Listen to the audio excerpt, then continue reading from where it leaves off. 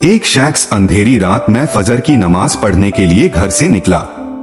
अंधेरे की वजह से इसे ठोकर लग गई और वह मुंह के बुल कीचड़ में गिर गया। कीचड़ से उठकर वह घर वापस आया और लिबास तब्दील करके दोबारा मस्जिद की तरफ चल दिया। अभी चंद कदम ही चला था कि दोबारा इसे ठोकर लगी और वह दोबारा कीचड़ में गिर गया। कीचड़ से उठकर वह फिर दोबारा अपने घर गया।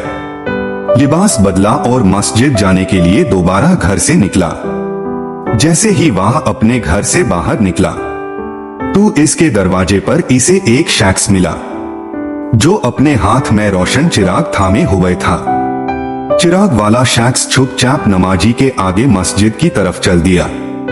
इस मर्तबा चिराग की रोशनी में नमाजी को मस्जिद पहुंचने में किसी दुश्वारी का सामना नहीं करना पड़ा।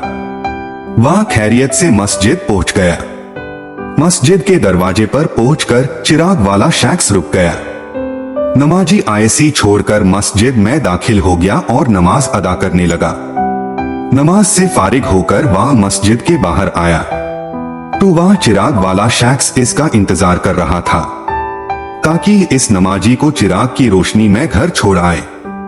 जब नमाजी घर पहुंच गया तो नमाजी ने अजनबी शख्स से पूछा, आप कौन है?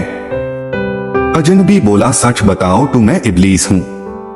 नमाजी की तो हैरत की इंतहा ना रही। इस अजनबी की ये बात सुनकर नमाजी सोचने लगा, इब्लिस शैतान कैसे मुझे मस्जिद तक छोड़ सकता है?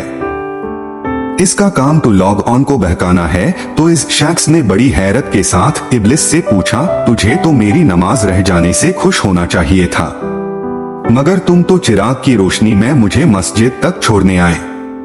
इब्लिस ने जवाब दिया कि जब तुम्हें पहली ठोकर लगी और तुम लिबास तब्दील करके मस्जिद की तरफ फिर से आए तो अल्लाह ताला ने तेरे सारे गुनाह माफ फरमा दिए।